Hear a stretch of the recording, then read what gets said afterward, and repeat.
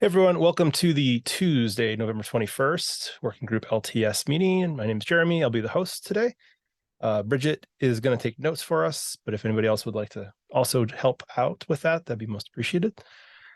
We have the agenda into the chat. I'll do it one more time for anybody that just joined us, and we can get going from there. Let's take a look at what is on the agenda for today. First off, if you are attending the meeting, this meeting is covered by the CNCF Code of Conduct, so just be mindful of what you say. And from that, we can open it up to welcome anybody that's new who'd like to introduce themselves. If you haven't been to one of these before, feel free to come off of mute and tell us what your interest in long-term support is, and we would love to welcome you. So I guess I can introduce myself because I'm quite new here. I'm Marcin. Probably you already read what Joe Huang wrote on the Slack channel that I will be maybe not replacing him, but helping him in this group and represent Huawei interests in this. Awesome, welcome. Anybody else?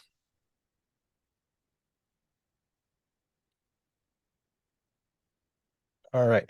We don't have anything on the project board, so we'll jump over that one. And the first thing on the open discussion, if anybody else wants to add anything to the end of the open discussion, feel free to do that now, and we'll see how far we get through things. But the first thing on the agenda was Jordan had a presentation on regression data that was compiled from 119 to 128. That's a long time. And we didn't get to it last time, and I'd love to go through that today. So Jordan, if you want to take it away, I'll make you co-host if you want to share anything.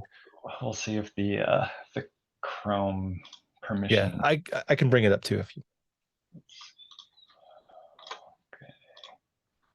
It may actually work. Let's see. Can you see that? I can. Amazing. All right, cool. So yeah, so I've actually gone through this data in a few different contexts. We kind of went over it with like the SIG leads from a perspective of, how do we review designs and review code and review implementations and features and bug fixes and things. I went over it with SIG release from a perspective of, what's our policy for backporting changes to release branches.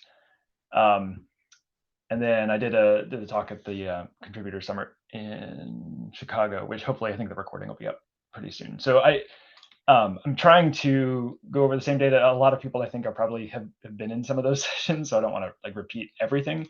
But I'll give a 2-minute overview of what this is, and then maybe talk about some of the things that are interesting for LTS specifically. So I looked all the way back to 119. 119 is when we switched to an annual release cycle. So before that, we were doing 9 months of releases, and after that, it was 12 to 14 months. So we could kind of compare apples to apples. And each column in this represents the number, sort of the running total number of regression fixes that made it back into our release branch after release. So this is the first month 119 existed. We had 3 regression fixes merge.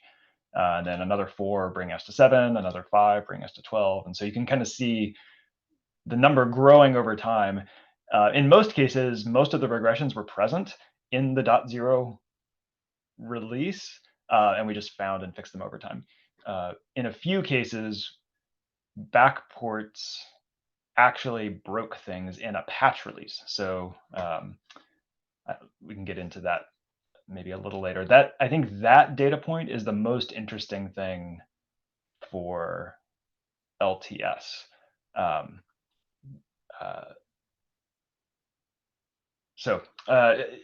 That's kind of this in a nutshell. You can see some releases were pretty bad. 119 was pretty bad. 122, 121, 122 was pretty bad. 124, 125 were pretty good, relatively speaking. And there's a wide variety of severity to these. Like some of these are pretty esoteric regressions. Some of them are pretty fundamental ones. So there's more ways we could slice and dice this, and I only had so much time. And then you can see some releases start out apparently pretty good. Like we didn't know we had many regressions in 126. And then about 4 months in, when 127 released, some stuff enabled server side, and we realized, oh, we actually have client side regressions.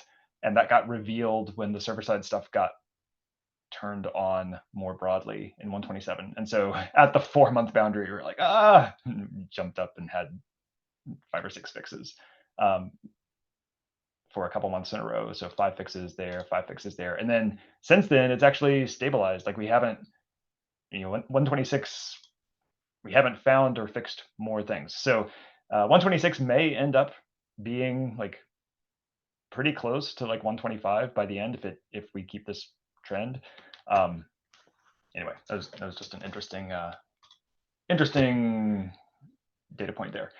All right, so then some of the statistics I talked about.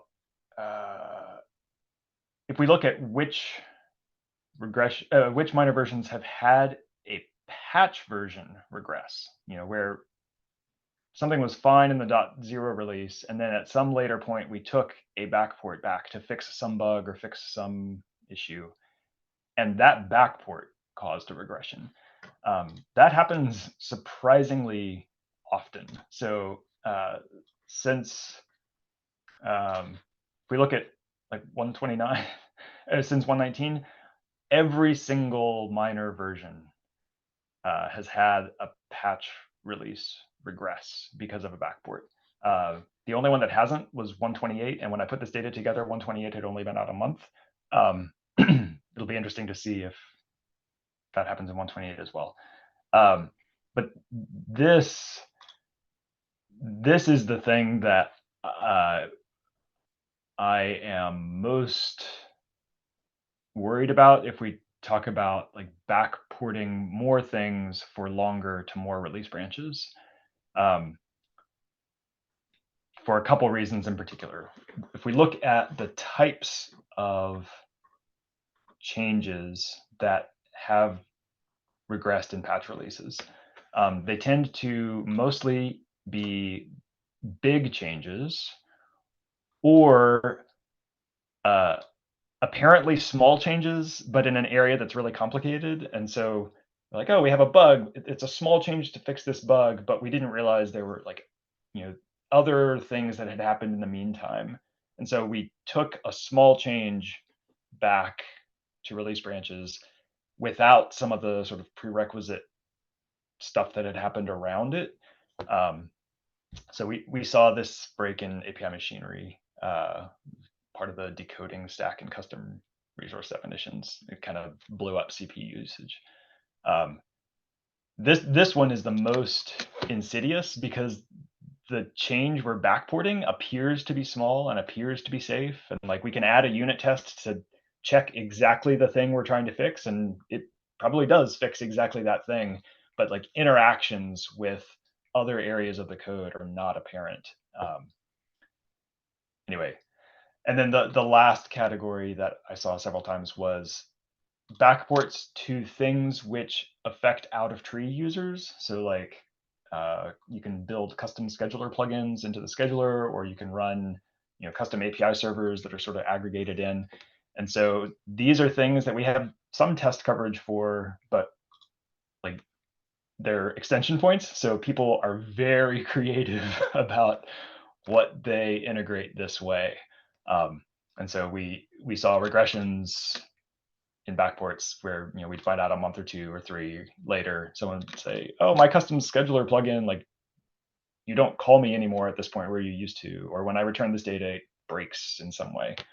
I mean, I guess the one positive thing about this, like this is a narrower category of impact, right? If people are not making use of these, then they wouldn't be impacted. So sort of the stock Kubernetes cluster, no external stuff, like it wouldn't impact them, but a fair number of people use these external things.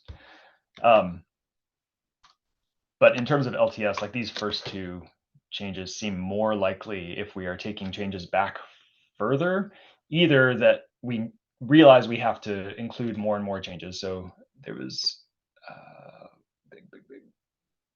I'm losing my was it? One of these. Oh, here it was. So when this one got backported, it started out when it merged to master. It was already a pretty big fix. It's already 7 commits. By the time it got backported, so if we look at the backports, when it went back to 127, it had doubled because it had to pick up other entangled pull requests. When it went back to 126, it had it picked up another 4 commits. By the time it went back to 125, I guess it was still at 18 commits. I'm sure this was an important fix, but I feel like we could probably have just looked at the size of this and said, yeah, this is probably going to break something. And this was only going back three versions. Like if it went back to 124, 123, 122, like another year or something, I assume it would have picked up like another bunch of commits. So if we're talking about like adding more maintained release branches, both big changes where we know we would have to take back a bunch of stuff, or things where we don't realize we had to take back a bunch of stuff, but they were interactions we didn't understand and didn't test for that would regress. Those are sort of the 2 things I think are most relevant to LTS. Anyway, yeah, but I'll stop there. If there are questions, people want to pull out other things they saw or ask questions about the data, go ahead. Yeah, I have a question. Scott, you can go first though. Go for it. Okay, Jordan, in your document here, you indicate where it was broken. On the spreadsheet, you indicate where it was fixed. Is that correct? Yes. Okay. So these were fixes to things that broke in 119 specifically. So a lot of times we don't discover regressions until multiple releases later. And so if we discovered it in 122, but it broke in 129, I only attributed it to 119. Sorry.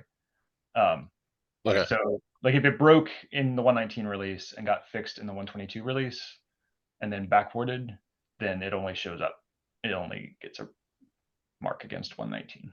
Okay, cool. Thanks for that clarification. Yeah. The exception to that is when we actually did break something in a backport. So if it was fine at the beginning of 120 and we broke it in 120.5, then I count that as a mark against 120. So these are the numbers of the ways that this minor was worse specifically than the previous minor or the previous release. Okay, that makes sense. Thanks. And just in case you care, like there's a tab that links out to the like the GitHub queries for all of these things. So you can actually go see if you want to slice and dice this differently or dig into the details. Like the way I categorized it was stuff against that release branch that merged in that timeline that was labeled kind regression. Okay. Yeah, I did some sort of meta-analysis to show like when do things taper off, and it came up with like basically at the 7th or 8th release is when the number of regressions per how you have it is sort of falls below the average for those releases. Yeah. So for things that were present in the .0 release and are sort of getting fixed, that makes sense to me because there's sort of a low single-digit number of months before it sort of gets into production for most big providers, and then there's another 3 to 4 month-ish lag before it sort of gets promoted from the early availability to the default, for the majority of their fleet. So there's sort of 2 steps there, and 6 to 7 months seems about right for getting to that second step, at which point most of the .0 issues have been flushed out, hopefully. Then the big concern is like every new patch release, like most of the risk I think comes from the things that are going into the patch releases as backports at that point. All right. Rita asked, is there an easy way to tell how many backports broke the release? So there's not an easy way. It was pretty manual. I did annotate all the pulls that broke in patch releases. Like one of the things I was talking with Sig Release about is how to maintain this data or track this data going forward. So labeling consistently is helpful, but then also in the release notes for regression fixes, like indicating specifically which when the thing that it's fixing was broken. And so if you look at like the backports that were fixing this, this isn't structured yet. It would be great if this was structured, but at the very least, like including in the release note, this is fixing regression in this version, and so this was a regression in a patch version. So that broke in 127.2, this broke in 126.5. I would love to get this in a structured form that we could extract automatically. Yeah, that would be really useful. All right, we got a bunch of hands. I can't actually tell whose hands. So yeah, I have a quick question. You mentioned there were two large categories where these things fell into: big changes and partial changes in complex areas.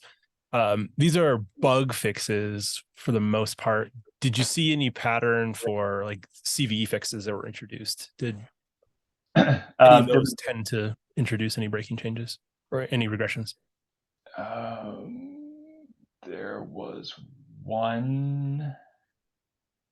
I should have added descriptions to my. There was one CVE fix. It was around an etcd path sanitization change. Well, I can go back and find it. I think it would be interesting to track that too. This one. Okay. So this was the only one that was a security fix that I found that regressed. The Go updates we knew caused regressions because of intentional behavior changes. And so that's why we didn't do Go updates. So getting Go to the point where we could do Go updates without regressing behavior, that was huge. A lot of our base image stuff is now on distroless, so the surface area is really small. We don't really see regressions for like distroless bumps, stuff like that. It fixes in actual code, and those will probably fall into those partial changes in complex areas, because I think a lot of the CVE things are going to tend to be in I don't know, like the kubelet code or so Bridget asked, do we have fixes for a CVE or not backports? New fix only to an old release. Yeah.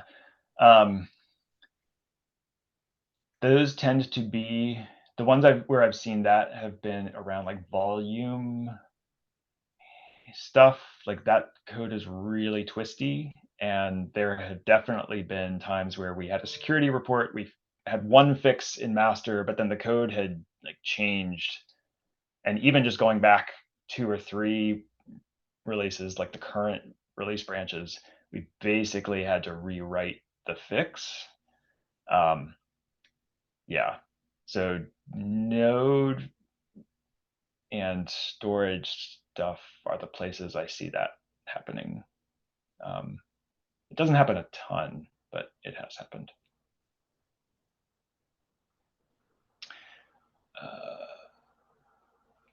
Lack of test coverage.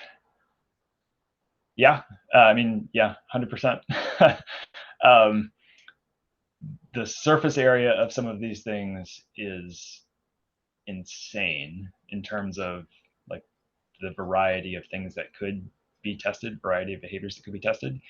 And some of the failures we see only manifest in like E2E type interactions, where like the unit tests and integration tests that we could write wouldn't capture like, oh, well, if you run this version of run C with that version of C advisor with that version of kubelet, like you hit a CPU hot loop. Like you can't write a unit test to exercise that.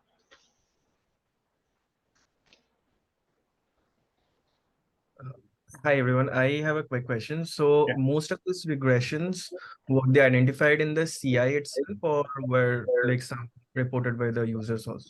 No, we don't count it as a regression unless it actually makes it into a release. So if it made it into a release, by definition, it didn't get caught by CI. Like it got released and got reported to us by a user or by one of us in our user role. Okay, so it's mostly like the CI which detects the regressions. CI catches so many things. If we didn't have CI, like every release would be solid red. I guess it wouldn't be solid red because the red is relative to other releases, but CI keeps so many things from merging, which is great. But all of these represent things that didn't get caught by CI and actually made it out to users. Okay. One other, I guess this was mostly interesting to like the SIG leads. More regressions come from bug fixes and cleanups than come from features, which I think is actually sort of a testament to like how our feature process has improved. But it means that if our stance around backports are like, oh, well, we don't backport features because those are big and risky, but we will backport bug fixes. It's like, that may not be like the cure-all zero risk thing we think it is. So it doesn't mean we don't have to really think carefully about what we're backporting in terms of size or dependencies. Any other questions? I can't see hands. I apologize if someone has their hands up. I think that was it for the hands.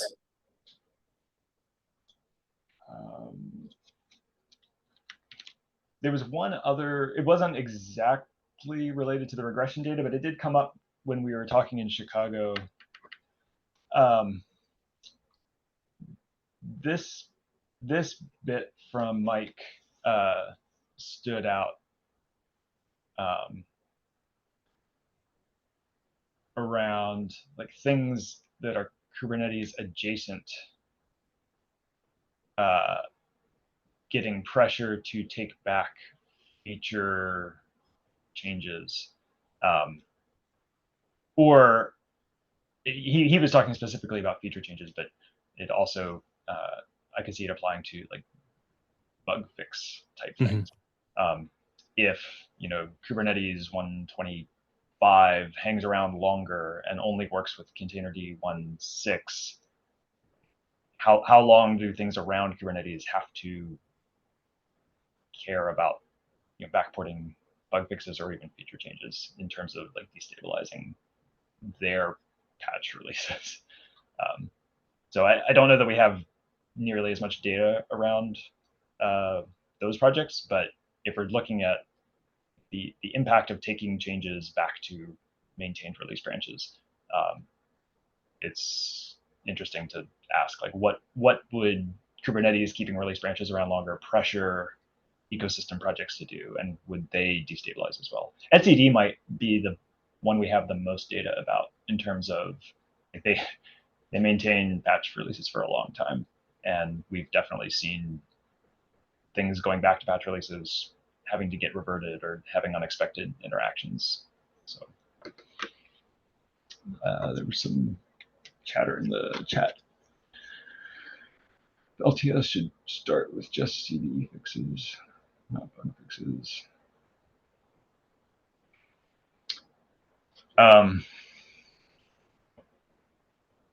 Yeah, I mean, my impression is that most of the people who are maintaining branches are mostly doing CVE stuff, but usually have at least some bug fixes that they also take back that are ones they specifically care about or specifically impact them. I would guess that the bug fixes people are taking back are not common. Like they're pretty specific to their use. I would affirm that. I looked at what OpenShift did in the 12 months between 119 EOL and our effective EOL, and we only fixed 7 defects coming from Kubernetes repo during that time frame. And back then, you know, much more stuff was in tree than out of tree. And so that's very low considering our overall defect fix rate. You know, a lot of things was just very specific stuff in OpenShift. So I would definitely +1 start with CVEs.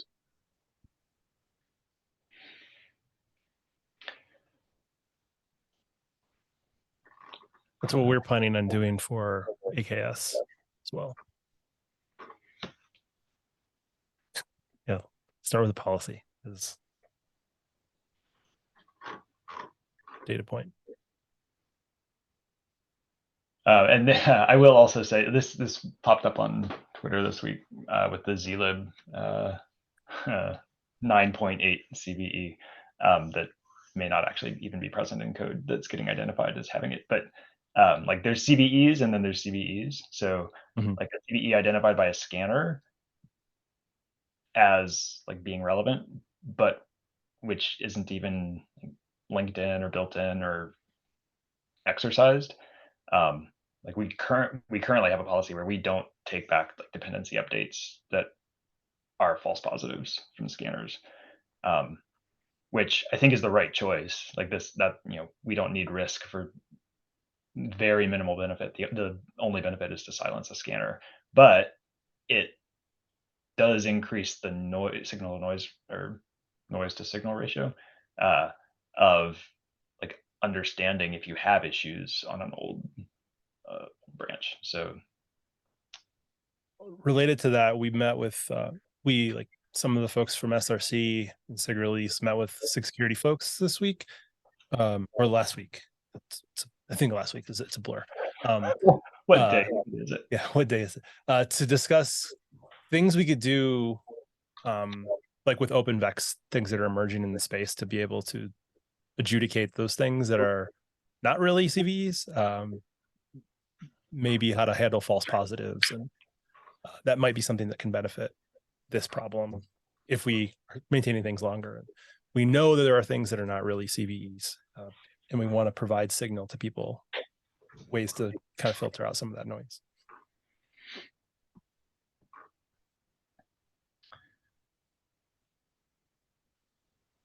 All right, any other questions on this? The other thing on the agenda today was to take a look at some of the responses so far from the survey. Han also wanted an export, so my plan was to dump Excel or Google Sheet. Sorry, not Excel. Scott had one more comment. Oh, sorry, Scott. Talking about like if we see a drop off of fixes, like regression fixes 6 to 8 months out, should we tweak our backport policy? I mean, my tendency would be to say that backporting a fix to a bug that was not a regression in that release, like we should be very slow to do that. Like, so even if someone is seeing an issue, like it's a real issue, but it was a real issue before that and before that and before that and before that, like, and it's fixed in the latest, like every time we take a bug fix back, it's a risk. And so I think our bar should basically be security fixes and like data loss issues. And almost everything else should be like upgrade to get the fix. Like, regression fixes, security fixes, and data loss fixes. And everything else is like, no, like upgrade. Absolutely agree with that. I think, we always leave open the option of if an engineer thinks it's a risk not to fix it, then go ahead. But I as a starting point, regression, security, and data loss would be, I think that's the right starting point, and anything else requires a lot of justification. And you mean that more generally for just cherry picking to releases, not in terms of LTS, just like for all. Yeah, like if in like as a policy, if we look at the things that actually regressed Mhm. in patch releases, I think that would have caught almost all. Like that security issue did get backported. There was maybe one other. It's been a while since I put this together, so I can't remember. I think there was maybe one other that was a regression fix, but then actually regressed in a different way. So a couple might have slipped through, but instead of like 12 or 13 issues, I think we would have had a couple. You know, We may have to think through like the feedback loop that we create by letting people use things for longer. We may defer how long it takes for bugs to become known, and maybe, you know, that factors into how long we fix things that have sort of been there for a while. But I think that's something that we could adjust a year from now, once, if there's an LTS that comes out of this group.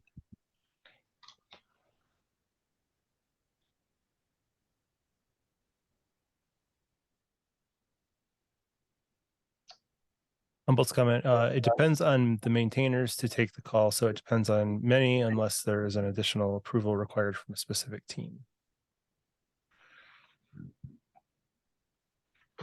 yeah, I think the call, the judgment call today is pretty Pretty wide, pretty loose. pretty lightweight. Like it's, do you think this should go in? Yes. Okay. Like, and so even if the cherry pick template is like, which of these is this? Is this a regression fix? Is this a security fix? Is this a data loss fix? If not, explain why this is so critical and how we are 100% sure this is safe.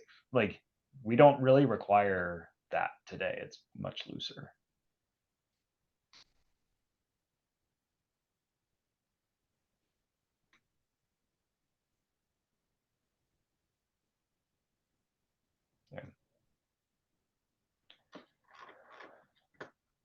That does sound like a concrete thing we can do. Defect classification, and also we should maybe look at making the policy for cherry picks more clear and more restrictive, explicit. And can benefit our existing 3 maintained release branches, improve the patch quality we have today.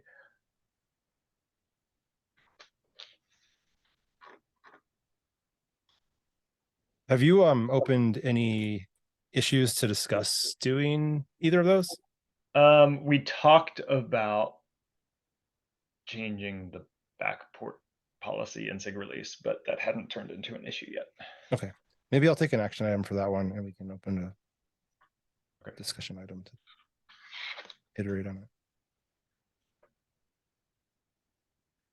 it. It's tricky too. Like, I don't want to put the release managers in the like role of just giving.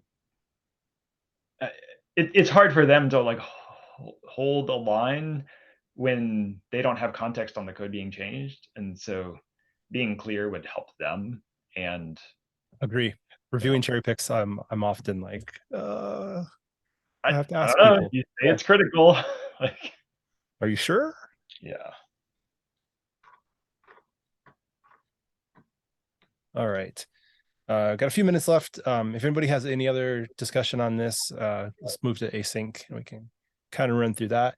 Let me share my screen and we'll go through this survey results that we have so far. I'll also dump this again to a sheet that we can share out, and I'll drop a link into the Slack so that anybody that's not here. One sec.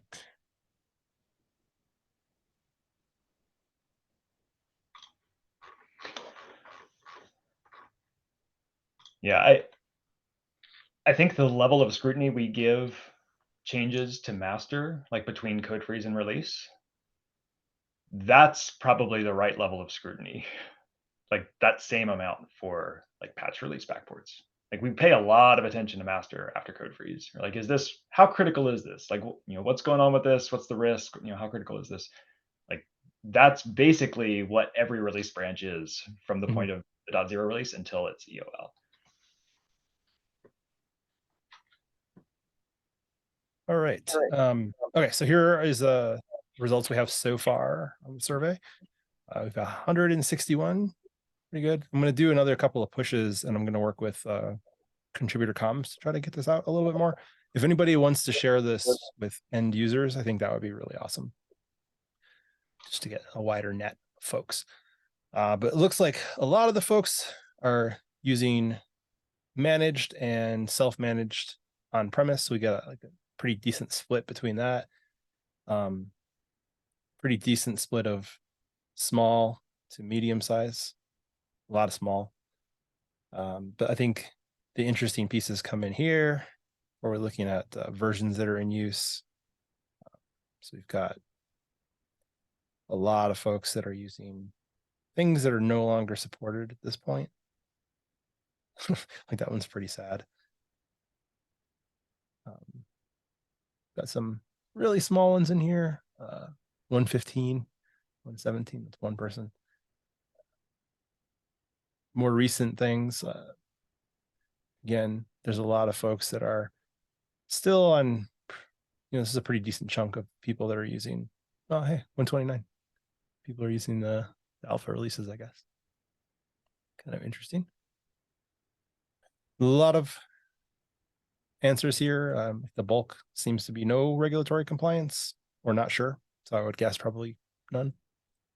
A smaller number fall into a lot of different controls.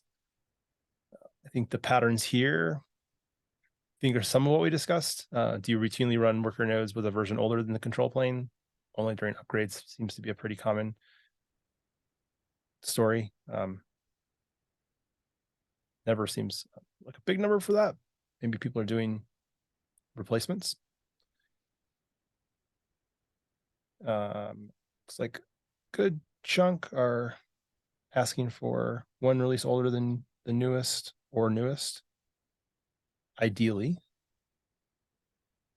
And then upgrading, the bulk of people are doing upgrades. No, because of challenges or blockers.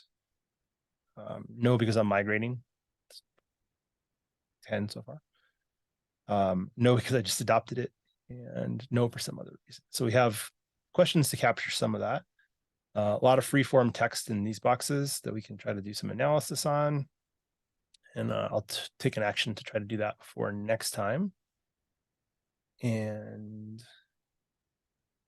how often do you upgrade? So we've got pretty wide set of answers there because we allowed it to be extra answers. We've got yearly. We've got a mix of people doing whenever my provider has new things. As needed and reactive seems to be a pretty popular answer. And as needed, reactive, or every month, every patch release seem to be covering a lot of the ideal cases. Often do you currently upgrade Kubernetes versions? So these are the minor versions. Every minor, twice a year, yearly. Pretty wide spread of answers there. How often would you ideally upgrade? Seems like people are pretty interested in doing it every minor if possible. Twice a year. So that's like 50%. Between every minor, twice a year, and yearly, like that's almost 75%. Yeah. At end of life or end of support seems like a small number. I think a lot of these end up being similar to some of these other ones where people just added their own flavor on the answer. People upgrade seems like a lot of reason is security updates and lifecycle or support windows, followed by getting new features. Interesting, bug fixes is a small number. Yeah, that's way lower than I would have expected, honestly. And were they allowed to choose more than one? I think they were. Pretty sure we allowed multiple choice in that. Yeah. Yeah. Oh, bug fixes wasn't a first. We didn't put it in there as an answer. So somebody added that. Okay, then I'm not surprised. That was a miss. Huh. Add an option. It's an option for people going forward. Okay. What else we got down here? A lot more freeform text. How long does an upgrade take? Seems like a day for a lot of people. A lot of other weird answers through here, but that seems to cover the bulk of folks.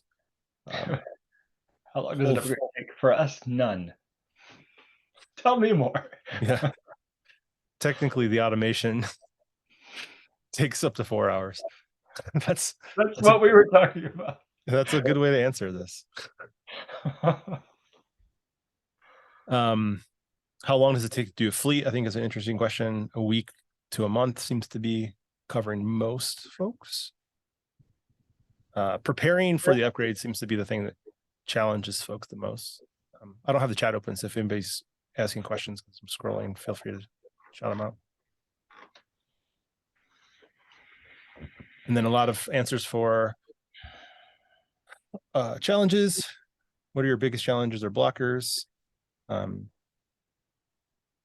Deployed third-party components using APIs to get removed, built-in APIs get removed.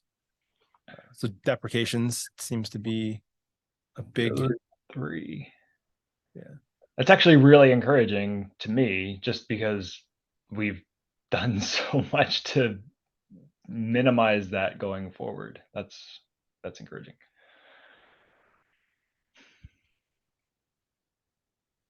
Disruption during upgrades seems to be a popular answer. That could be education, could be a lot of things too. We don't have extra capacity to scale up, and more freeform text there. The folks that don't upgrade, There are 4 of them. haven't done it yet. When a new STIG is available, end of life, not sure, and within a few months of end of life. What is STIG? It's a security thing in the DoD. Okay. It's like a list of controls you have to meet. Okay. Hardening guides things. Didn't upgrade because we need to stay with Docker. We prefer stability, don't need any features. Inland ability to revert causes friction with management. Plan to upgrade soon. We asked a general question, what does LTS mean? Security patching seems to be the bulk of the answer. And then fixing critical bugs for the duration of support seems to be pretty popular. Reduced upgrade cadence. Fixing non-critical bugs. What upgrades are possible from what was? From one LTS version to another LTS version. So skipping. And how long would an LTS release need to be supported? 2 years and 1 year seem to be covering a lot. I'm not sure if 1 year is like additionally, or if it's just the 1 year of support today is fine. Well, I think that means 1 year. If that's ambiguous, we should clarify that as soon as possible, because 1 year additional is really different than the current 1 year. My read of this is that almost 3/4 of people want 2 years or more, which is a big jump. 5 years. And yet the expected and feared jump. Yep.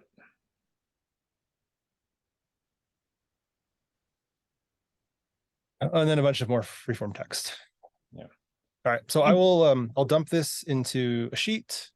I think Google does that automatically for us, right? So we can just grab the responses here. And Jordan, I think you were sighing at the skip upgrades. You're like, that question again. People always want it. This is exactly what Rita's saying in the chat. It's like people want to not upgrade, ideally, or they want a completely seamless experience. Like, this is what they want. Are they going to get it? I don't know, but it's what they want. Yeah. Can you zip back up to where skip not skip, replacing, like, why don't you upgrade, I think. Yeah, one sec.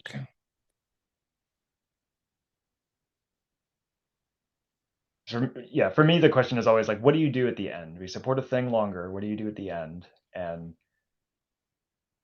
the three options seem to be skip upgrade, which is horrifically complex and costly, or do a bunch of compressed upgrades, which, I mean, you can do, but if upgrades are your problem, I don't know that doing them compressed is better, or replace your cluster. There was a go further up. There was one that there was actually a like a pie chart around. It was structured. No, keep going, keep going. No, keep going.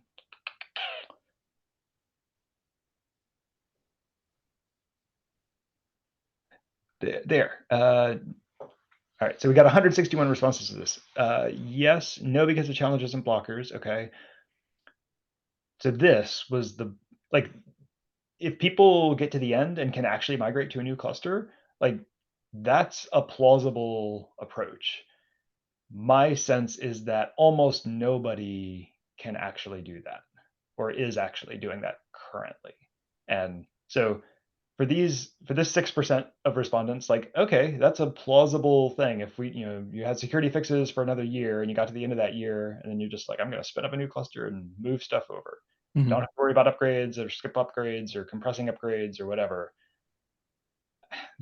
I'm happy for That's that 6% of capacity. respondents. Yeah, that's capacity though. Not everyone has the available infrastructure to do that. Yeah, I mean, there's a Whether lot of virtual people or who might not be able to do that. One is capacity, but another is like maybe the way you do your network setup, like you can't actually route live Traffic, requests across two clusters. Or, yeah, I mean, yeah, it is not transparent to just run an app across two clusters, like storage and networking. You kind of have to plan to do that, and most people I see don't plan to do that.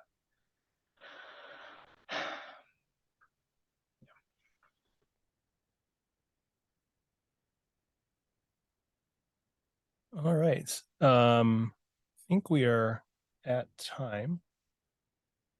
Just a little over. So I'll take these and I'll share the link into the chat. So if anybody wants to dig into the data a little bit more, it'll be there in just a second. I am not going to be here for the next meeting, but I'll try to summarize data out of here and bring some high level bullet points that folks can review next time. If anybody has any topics they'd like to discuss next time, feel free to add them to the agenda. I'll create a block for that today, and then just feel free to add topics. I think Jordan's going to run the meeting. Yeah, I can run it. For the freeform stuff, I don't want you to like go bananas trying to summarize like hundreds of freeform responses. It also might be helpful to wait until like we're done collecting data at the end of the year, I think was when we said we would close it out, and then sort of do a really quick pass and get buckets, and then maybe we could even spend a meeting like sharding out. Everybody take like 20 things and categorize them or something. We could do that together. we had one other topic, that being, are we going to stagger the meeting times? Yeah, Nick had asked if we could stagger the meeting times because it's 2 a.m. for him now. And I think this is also not a great time for folks just in APAC generally. Would anybody be interested in attending a later, probably like late afternoon West Coast time? Probably pretty late for Jordan and folks on the East Coast, but would be okay for me. And I think people on the West Coast is probably a little bit more flexible. We do a TikTok cadence, that seems good. Okay.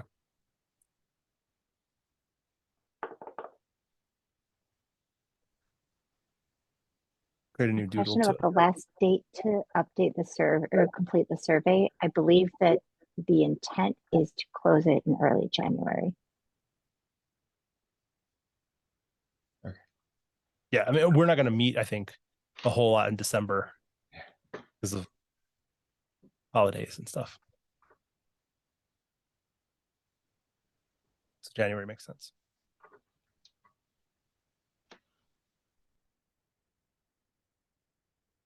All right. Hope everybody has a great rest of your Tuesday. See ya.